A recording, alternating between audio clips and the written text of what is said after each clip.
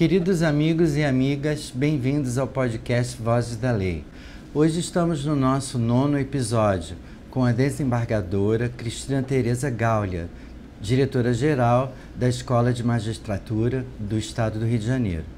Essa é a hora que você vai ter que tocar lá no nosso sininho para receber as notificações, dar um like e se inscrever no nosso canal no YouTube, Vozes da Lei. Bem-vinda, desembargadora. A senhora é carioca. O que levou a você a sua paixão pelo direito? Foi uma questão familiar ou foi uma questão própria sua? Então, Ronaldo, em primeiro lugar, muito obrigado pelo convite. É uma honra estar aqui nesse podcast de vocês, o Vozes da Lei. Acho assim muito interessante a gente dinamizar e apresentar o povo do direito, o povo do sistema judiciário para o grande público e para a sociedade civil. Então essa oportunidade é uma oportunidade muito boa para mim. Eu fiz na época em que se fazia aquele tal teste vocacional. E deu psicologia ou direito, duas matérias, duas disciplinas completamente diferentes, que hoje, na verdade, eu até acho que não são tão diferentes assim, são muito similares. Mas eu optei por direito, por quê? Porque era uma forma em que eu teria a certeza de que, como mulher, o acesso na carreira dependeria só de mim. Então, se eu fizesse um concurso público e passasse, e eu não tinha ninguém na família que fosse da área do direito, não tinha nenhum apadrinhamento, portanto, ninguém que me encaminhasse numa carreira jurídica, eu pensei, bom, vou fazer concurso público. O que eu preciso para isso? Fazer direito. E por isso fiz a Faculdade de Direito, a UFRJ, da qual eu tenho boas e belíssimas lembranças. Nesse período da sua formação acadêmica, principalmente durante a faculdade, teve algumas mulheres que influenciaram você na sua decisão ou que levaram a você a ter certeza que tinha escolhido o seu caminho certo? Deixa eu lhe dizer uma coisa particular, que ninguém nos ouça. Eu venho de uma família de mulheres muito fortes, que não são da área do direito, não foram da área do direito. Eu tive uma avó paterna que saiu da Lituânia, terra de origem do meu pai, com 3 filhos menores, pegou um navio e desembarcou no Rio de Janeiro há muitos anos atrás, os meninos eram todos pequenos. E ao mesmo tempo eu tive uma avó materna que em 1920, com 20 anos de idade, pegou um barco em Viena, foi de Viena para Hamburgo, pegou um barco em Hamburgo e também desembarcou no Rio de Janeiro. Então, esse tipo de vida destemida é uma vida que influencia. Então, eu venho de uma tradição de mulheres muito corajosas e audazes, eu diria.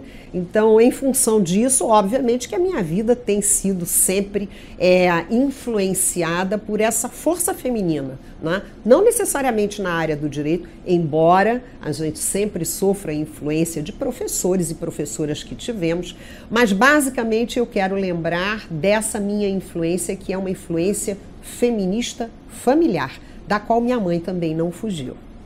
É quase, vamos dizer assim, que um ativismo. A senhora levou esse ativismo pessoal, essa sua história, dessa trajetória da sua família para dentro da advocacia, trouxe essa batalha, quis impulsionar sua carreira através desse sentimento? Olha, eu fui advogada durante pouco tempo, porque, na verdade, como eu te disse, a minha meta era fazer concurso público, mas, não obstante, a gente tinha que fazer, na verdade, se formar, tirar carteira na OAB, tinha que ter a prática jurídica, então eu tive uma passagem pela advocacia, mas confesso que essa passagem foi muito breve. Eu me dediquei realmente a estudar para passar no concurso público. Então eu trabalhava numa multinacional, como advogada dessa multinacional, advogada júnior na época, trabalhava o dia inteiro em Jacarepaguá, descia para o centro da cidade, fazia o que antigamente a gente falava, fazia fórum, né? Buscava as informações de andamento dos processos que interessavam ao meu empregador e depois me sentava numa turma preparatória de concurso. Isso eu fiz durante 3 longos anos, até que passei no concurso do Ministério Público. Então, a minha primeira na verdade, o meu primeiro degrau profissional foi ser promotora de justiça, ao mesmo tempo que eu era mãe. Meu primeiro filho nasce exatamente quando eu passo no concurso de promotora de justiça. Então foi assim um momento punk na minha vida, eu diria. Com certeza. Falando sobre o Ministério Público um pouco, essa questão que hoje eu vejo que você é diretora-geral da Escola de Magistratura. É verdade. E tem também, presidente de fóruns permanentes, mas eu gostei muito me interessei muito sobre essa questão da política pública. A política pública, a senhora vê como um degrau que deveria ser institucionalizado, vamos dizer assim, nos nossos membros da Câmara Legislativa e do Executivo, porque eu vejo eles hoje assim, não falam tanto em política pública, eles falam muito de uma conquista mais assim, pessoal. E eu fiquei encantado, eu sou encantado um pouco com a escola da política pública. A senhora acredita que tem uma escola de política pública brasileira? Deixa eu te dizer, eu, na verdade, eu sou magistrada. Então, a política partidária não é muito a nossa praia. Até porque, nesse momento que nós estamos vivendo agora, que são momentos pré-eleitorais, eu nem gostaria de enveredar por essa área. O que eu trabalho na magistratura há 33 anos, porque eu sou magistrada há 33 anos, fui promotora de justiça durante 4 anos, depois fiz logo concurso para magistratura e sou magistrada há 33 anos. 8 anos no 2º grau de jurisdição. O que nós estamos trabalhando e desenvolvendo no judiciário atualmente são políticas públicas judiciárias. Sim. Essa é que é a grande inovação, Ronaldo. Porque até pouquíssimo tempo atrás, quando a gente falava em políticas públicas, vinha exatamente a ideia que você acabou de expor. Qual é a ideia? Política pública é coisa de político, é coisa do legislativo e do executivo. Mas isso era antes que o judiciário tivesse orçamento próprio. E os judiciários hoje já têm orçamentos próprios, já têm o seu próprio budget. Então, no momento em que um poder da República tem o seu orçamento próprio, esse orçamento, obviamente, vai ser encaminhado para uma melhoria do próprio poder, do trabalho do próprio poder. A gente tem fóruns decentes, a gente tem uma informática que tem que acompanhar as novidades tecnológicas, o direito digital e todas essas coisas que estão surgindo agora, mas a gente tem que também pensar políticas públicas. Essa é a grande inovação do judiciário, que visa, na verdade, você, num momento muito próximo, pensar na sustentabilidade da magistratura nacional. Então, o momento da magistratura encastelada já passou. Ela tem que ter um lugar onde ela trabalhe com atenção, onde ela receba os advogados, onde ela receba as partes, e esse lugar tem que ser digno, ela tem que. Isso é uma pauta importantíssima, mas, ao mesmo tempo, a gente tem que pensar políticas públicas judiciárias. Que políticas são essas? São políticas de concretização dos direitos fundamentais que estão na Constituição. Porque a nossa Constituição é a carta maior, né? A nossa Constituição é aquilo, é o nosso GPS, vamos dizer assim. Tudo que você faz hoje em dia, seja magistrado, seja advogado, seja promotor de justiça, a grande finalidade, a grande luz no fim do túnel é a Constituição. E a Constituição, ela traz uma série de direitos fundamentais que o judiciário tem que garantir. Agora, olha só que coisa interessante. Às vezes o juiz atende uma parte carente, uma parte que integra uma minoria, vamos dizer aqui, uma mulher vítima de violência doméstica, que chega a um juizado de violência doméstica às 5 horas da tarde, quando o juizado está fechando, porque a gente tem expediente de trabalho. O juiz escuta essa mulher, ela está espancada, e aí encerra o expediente. O que é que o juiz faz com essa mulher? Leva para casa? Deixa dormindo dentro do fórum? Então, assim, nós temos que ter uma política pública judiciária que nos permita termos uma casa de abrigamento para essas mulheres. E aí, os clássicos, os mais conservadores, vão dizer, não, mas isso é pauta política do executivo. Não, mas peraí só um instantinho. Eu sou juíza, eu recebo aquela pessoa vitimada, toda machucada. Eu faço o que com ela? Então, essa angústia não pertence mais ao juiz. Essa angústia pertence a todo o judiciário. E como o judiciário tem dinheiro, tem orçamento, ele tem que começar a visualizar isso. Olha, para a gente cumprir o direito fundamental de proteger a mulher vítima de violência doméstica, na forma do que diz a Lei Maria da Penha, nós temos, além de ter um juizado bem instalado, com um juiz titular, com uma equipe social, psicológica, nós temos que ter um lugar para encaminhar essa mulher. Né? Então, isso é que eu entendo hoje como sendo política pública do judiciário. Isso não afasta as macropolíticas que são, na verdade, macropolíticas legislativas e do executivo. Né? O executivo tem que construir hospitais, tem que construir escolas, tudo isso a gente já está de acordo. Né? Mas a grande inovação nesse momento novo que a gente está vivendo é que o judiciário também tem que participar dessa expansão do conceito de políticas públicas. E nesse conceito de política pública do judiciário está incluso também uma política de justiça itinerante, de chegar às pessoas que não têm condições ou têm muita dificuldade porque viverem em outras cidades menores ou viverem mesmo na cidade grande, mas estarem em condições precárias. Existe essa política de fazer esse tipo de justiça que chegue até esses, vamos dizer assim, mais carentes, ou enfim? Então, Ronaldo, é bem interessante a tua pergunta, porque mais uma vez a gente tem que voltar para a Constituição, né? Nós temos uma Constituição Federal que é uma Constituição espetacular. Não à toa ela foi denominada Constituição Cidadã. Primeiro porque nos tira, em 88, das trevas da ditadura militar, né? E, em segundo lugar, porque em 2004 vem uma emenda constitucional, a Emenda Constitucional 45, que na verdade faz uma reforma do judiciário e traz dois instrumentos muito importantes. O CNJ, o Conselho Nacional de Justiça, e a Justiça Itinerante. Então, a Justiça Itinerante é mais um instrumento constitucional. Para quê? Para garantir aquele direito mais fundamental de todos, que é o direito a ter direitos. Só se consegue garantir os direitos fundamentais que o artigo 5º e o artigo 6º trazem, o artigo 5º e o artigo 6º da Constituição trazem, se a gente tiver uma facilitação de acesso à justiça. E mais, a gente precisa do Conselho Nacional de Justiça, que é justamente aquele controle da magistratura para que o judiciário tenha as políticas. Então, o que o CNJ está fazendo atualmente, que eu acho genial?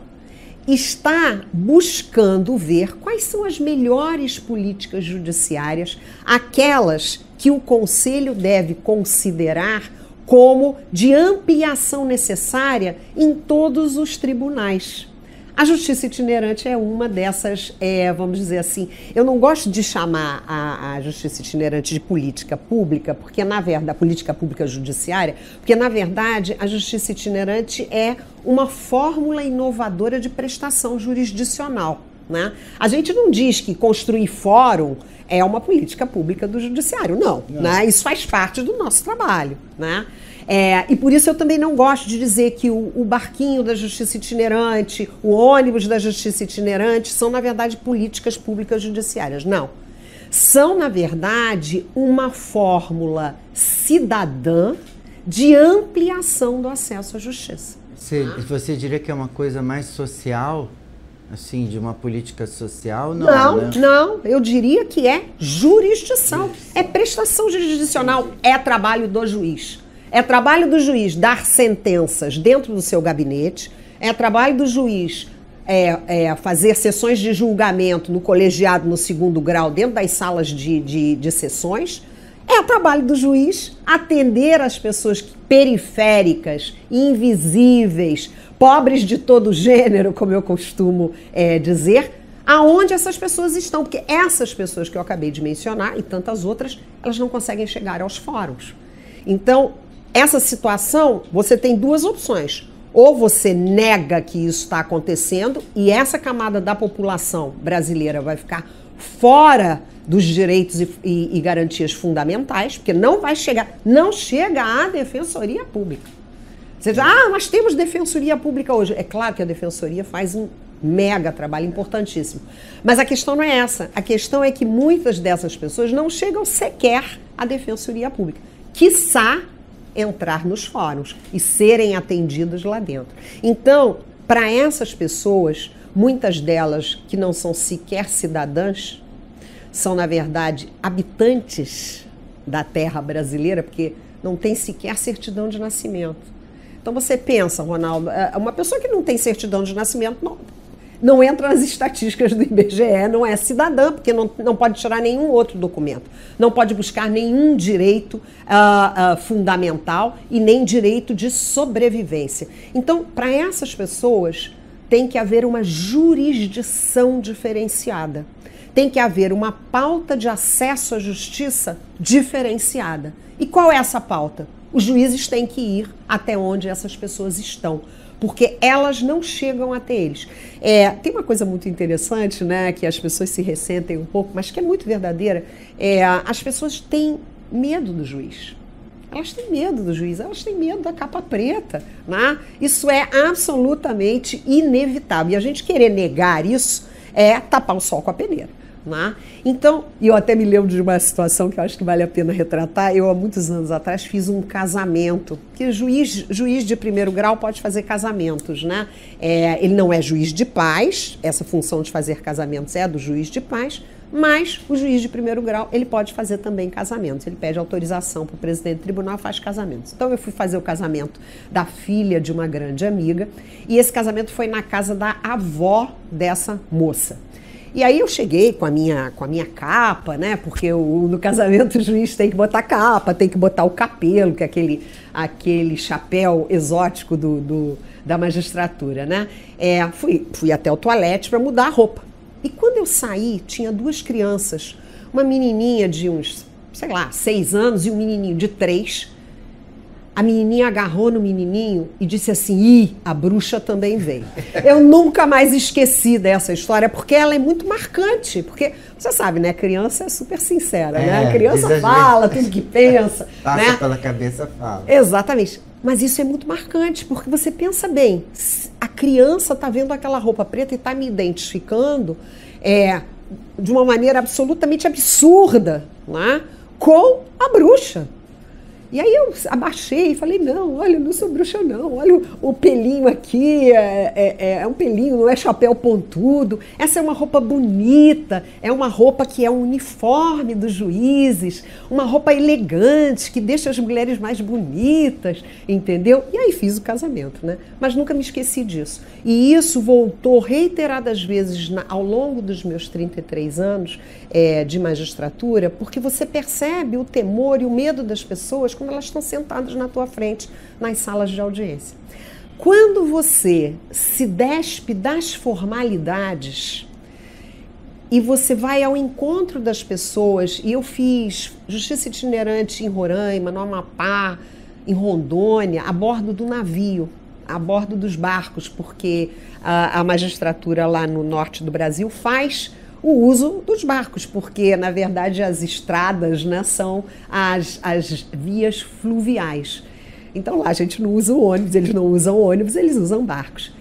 E quando a gente atende as pessoas de uma maneira mais despojada, as pessoas, elas mudam a opinião sobre o juiz e sobre a juíza. Passam a enxergar o magistrado e a magistrada como alguém que pode compreender-lhes as dores, resolver os seus problemas e, mais do que isso, ensinar novas formas de convivialidade.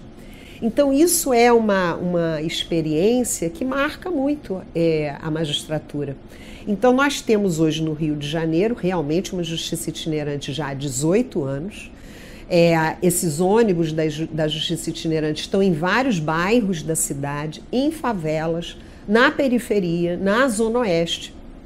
E, além disso, nós atendemos as pessoas nos lugares aonde a gente sabe que elas jamais sairiam para estar conosco. Por exemplo, nos presídios. Nós vamos aos presídios. Aí você vai me perguntar, mas vão tratar da pena? Não, nós não vamos tratar da pena. Nós vamos regularizar, por exemplo, a vida familiar do preso e da presa. E você vai concordar comigo que o homem e a mulher presa não podem sair a qualquer momento para procurar o juiz, né? Procurar, eu tenho que resolver um problema do meu filho que está com a minha mãe, mas não tem guarda. Não é assim que funciona. Então, nesses lugares, quem tem que ir até a população é o juiz. Quando você atende população de rua, população em situação de rua, homens e mulheres em situação de rua, essas pessoas não entram nos fóruns e não entram na defensoria. Não tem sapatos, não tem roupa, não tem camisas, estão sujos. Obviamente não tem uma facilidade de tomar banho, então elas têm o odor natural de pessoas que moram na rua. Então, quem é que tem que atender? Somos nós que temos que ir. Né?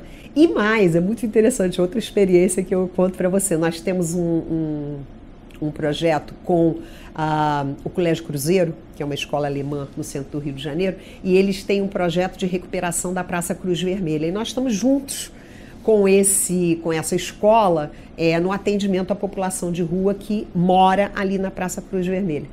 E num primeiro momento, o primeiro dia que nós fizemos essa parceria, que o ônibus estava ali estacionado, com o juiz lá dentro, a gente fazendo triagem das pessoas para saber o que elas precisavam, foi muito interessante, porque um dos meninos perguntou assim, mas a senhora vai deixar esse sujeito subir assim no ônibus? Ele está descalço lá dentro, afinal de contas ali é uma justiça sobre rodas, né? É como se fosse uma sala de audiência.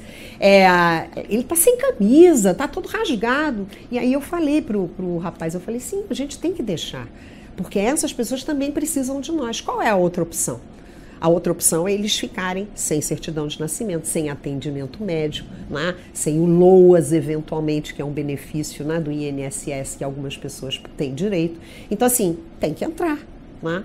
Mas, para isso, a gente tem que, eu acho, Ronaldo, desconstruir a justiça clássica e construir uma nova prestação jurisdicional. Por isso, não é um projeto social. É um projeto de prestação jurisdicional diferenciado. É trabalho do juiz, é trabalho da magistratura nacional. A senhora falou muita coisa interessante, eu fui a muitos universos agora, mas 2 vezes a senhora falou sobre a Constituição. Recentemente, no nosso país vizinho, houve um plebiscito sobre a criação de uma nova Constituinte. Verdade. E a senhora acha que isso caberia aqui no nosso país, ou que a Constituição de 88 ainda atende todos os nossos princípios, principalmente de cidadania? O que a senhora pensa sobre isso? Há uma necessidade de a gente estar sempre revendo a Constituição, colocando novos adendos, novas partes, principalmente porque a nossa sociedade mudou um pouco, né? As questões da identidade, do próprio casamento, enfim. Como é que a senhora vê hoje em dia essa questão da Constituinte? Ronaldo, eu confesso que essa foi a pergunta que eu mais gostei. Eu escrevi um texto enorme sobre isso, estou até pensando em escrever um artigo sobre isso, que achei essa sua pergunta, assim, muito interessante. Chile não é o Brasil, né? Então, eu acho que a gente tem que começar pensando que plebiscito foi esse. Esse plebiscito, ele na verdade foi feito para que se mudasse uma Constituição da época da ditadura de Augusto Pinochet. Isso. Então, a Constituição Federal, que ainda hoje está em vigência no Chile, é uma Constituição produto da ditadura militar. Então, é claro que nesse sentido, vários setores da sociedade chilena estão lutando, estão brigando para que se tenha no Chile uma nova Constituição. Mas uma nova Constituição, qual? Qual nova Constituição? Que novidade essa Constituição chilena deveria trazer? A garantia dos direitos fundamentais. Porque é claro que uma Constituição oriunda de um período de ditadura militar não traz garantias de direitos humanos, não traz garantias de direitos sociais. E essa que foi a pauta. E o mais interessante, e eu pesquisei isso porque isso era um dado que eu não tinha, muito embora tenha havido a reprovação dessa nova Constituição, que seria uma Constituição mais garantista, né? O interessante foi que os chilenos que estão espalhados pelo mundo, e há chilenos, ao que eu fiquei sabendo, em todos os lugares do mundo, nessa enquete que se fez, a Constituição nova garantidora de direitos teria sido aprovada. Então, muito embora a proposta no plebiscito não tenha sido aprovada, é interessante de perceber que é um processo de caminhada e que certamente, a se analisar essa dicotomia de pensamentos, o chileno que está vivendo no Chile não quer uma nova Constituição. Mas o chileno que está espalhado pelo mundo, está vivendo na Alemanha, está vivendo no Brasil, está vivendo nos Estados Unidos, esse chileno quer uma nova Constituição. Então, assim, você construir uma nova Constituição para um novo momento, como você disse, com perfeição, é um trabalho de caminhada. Não é um trabalho que a gente faz magicamente. Eu gosto muito da ideia dos plebiscitos. Eu acho que plebiscito é realmente um mecanismo constitucional para a gente aferir melhor a vontade popular, né? Que, em última análise, é aquilo que deve prevalecer num Estado democrático de direito. Mas para você construir o plebiscito, e principalmente para você construir essa nova proposta de Constituição, você deve caminhar com muito cuidado, considerando várias hipóteses, né? Daí que a pesquisa é tão importante, eu não quero fugir do assunto, mas pesquisa etnográfica, levantamento de dados é super importante quando você pensa políticas públicas e quando você pensa novas políticas legais. Agora, no Brasil, eu já falei aqui bem da nossa Constituição. Falou.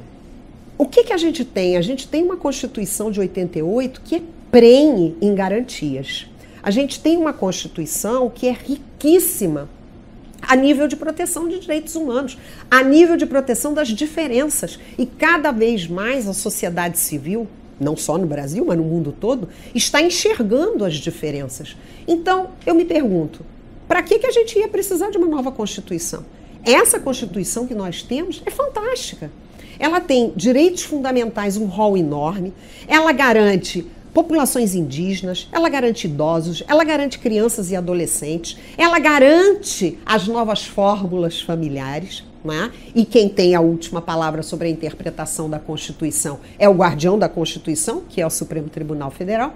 Ou seja, em resumo, a gente não precisa de uma nova Constituição. A gente precisa implementar, por força de decisões judiciais e por força de políticas, como eu mencionei, políticas públicas judiciárias e também por fórmulas inovadoras de acesso à justiça, a Constituição que nós temos. Os direitos fundamentais que estão expressos nessa Constituição de 88, para que ela realmente continue a ser denominada Constituição Cidadã. A senhora falou agora em pesquisa, né? E fez uma pesquisa, houve uma pesquisa grande sobre redesignação de gênero, com a sua coordenação. O que ela revelou de mais importante para a senhora? Então, olha só que coisa interessante. Nós criamos na Escola da Magistratura um observatório com 9 núcleos de pesquisa, o Observatório Brian Garth. O professor Brian Garth é um professor estadunidense, ele mora nos Estados Unidos e ele deu nome a esse nosso observatório porque ele trabalhou com o Mauro Capelletti, o grande incentivador de uma pesquisa na década de 70 sobre as dificuldades que a população tem em vários cantos do mundo de acesso à justiça. Uma dessas ideias é justamente assim, será que a gente conhece a dificuldade que as pessoas têm de acessarem a justiça? E nós tínhamos um ônibus da Justiça Itinerante, como ainda temos, temos um ônibus da Justiça Itinerante que trabalha dentro da Fiocruz, a Fundação Oswaldo Cruz, lá no Brasil, né? Lá perto daquele castelinho que todo mundo conhece. E nos veio uma demanda de atendimentos da própria Fiocruz para questões jurídicas que envolviam pessoas trans. Então nós começamos no ônibus da Justiça Itinerante a atender as pessoas trans e agora estamos inclusive atendendo também pessoas não binárias. o que é que eu fiz quando eu assumi o núcleo de pesquisas de acesso à justiça e políticas públicas, que integra o Observatório Brian Gardner? Eu pensei com a minha professora pesquisadora, eu falei, vamos ver o que é que a gente não conhece dessa população trans. Né? A gente conhece, na verdade, o preconceito. A gente conhece aquelas notícias que saem sempre nos jornais. Né? Os estereótipos a gente conhece todos. Agora, peraí, e a quantidade de coisas que a gente não conhece? Então, o que nós fizemos? Nós separamos, durante a pandemia, um período grande de 2018 a 2020, processos em que a gente já tinha atendido pessoas trans com esses requerimentos de modificação de nome, requalificação de nome e de gênero, para que tivessem, então, novas certidões de nascimento e assim pudessem buscar toda a série documental necessária para terem uma dignidade maior de vida. Então, nós pesquisamos, por exemplo, faixa etária.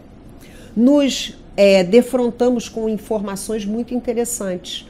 A grande maioria das pessoas trans que buscam requalificação são pessoas jovens. As pessoas mais velhas não buscam. Por que será? Talvez porque as pessoas trans morrem muito cedo no Brasil? Talvez porque depois que você já viveu uma longa vida, você se sente mais constrangido em mudar esta vida? Mas o fato é que há entre 18 e 25 anos uma quantidade bastante expressiva de pessoas que agora estão fazendo essa requalificação. Outra coisa é a família apoia.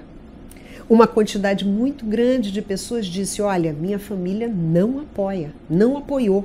Quando eu resolvi me assumir como pessoa trans, como mulher trans ou como homem trans, a família me afastou.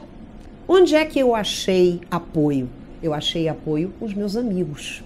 Então, assim, esses dados são dados extremamente relevantes, porque eles nos ajudam a melhorar a nossa escuta, eles nos ajudam a melhorar o atendimento que nós fazemos. Um outro dado importante, o RCPN não atende as pessoas trans. Por que elas precisam vir ao juiz? Isso é um direito que no próprio cartório extrajudicial podia acontecer. Já tem, inclusive, a resolução do CNJ dizendo que os cartórios de RCPN devem fazer a requalificação de pessoas trans. O cartório não atende. Não atende, cria entraves, cria dificuldades e as pessoas acabam chegando a nós no judiciário lá pelas mãos da Fundação Oswaldo Cruz, né, e subindo nos ônibus e sendo atendidos pelos juízes, né, onde eles encontram uma empatia, onde eles encontram magistrados que já estão sensibilizados para essa questão. E olha só o que você faz. Você muda a vida das pessoas. E esse é o grande... A gente poderia falar longamente sobre essa pesquisa, que a gente tem vários dados. Eu mencionei 3. Mas o mais importante é que nós depois perguntamos, e essa é a pergunta mais importante da pesquisa, o que é que a requalificação do teu nome, do teu gênero fez na tua vida? E aí a gente tem vários depoimentos que agora, quando eu me lembro dos depoimentos, eu fico muito sensibilizada, porque são depoimentos que dizem, olha, isso mudou a minha vida. Eu sou uma pessoa mais livre, eu me sinto mais digna, eu tenho coragem agora de ir ao médico e exigir que me chamem pelo meu nome verdadeiro. Eu tenho a possibilidade de arranjar empregos muito melhor do que eu tinha antes, porque antes eu tinha um nome social de Maria, mas eu, na verdade, tinha a série documental de João. Então, eu me apresentava para um empregador, ele via a Maria, mas ele, na verdade, ia empregar o João. Então, essa dicotomia gerava o quê? Um constrangimento e eu não conseguia emprego. Então, para tirar as pessoas da rua, da prostituição, da situação de prisão, que a gente tem muitas pessoas transgêneras em situação de prisão hoje em dia, o que a gente precisa é garantir dignidade, né? E esse foi o objetivo da pesquisa, verificar aonde a gente pode garantir dignidade às pessoas trans. Muito obrigada a você, desembargadora Cristina Gaulia. Nós estamos chegando aqui ao final do nosso programa, mas antes de terminar, eu queria uma outra informação. ou uma mensagem que você gostaria de dar para os nossos ouvintes, telespectadores. O que você poderia destacar, principalmente nesse momento da nossa vida brasileira cotidiana, com tantos, vamos dizer assim, antagonismos? Então, eu diria duas coisas. Primeiro, programas como esses são absolutamente necessários. São um must. A gente tem que abrir os olhos das pessoas, de todas as pessoas. E, em segundo lugar, a gente não pode esquecer a pauta da cultura.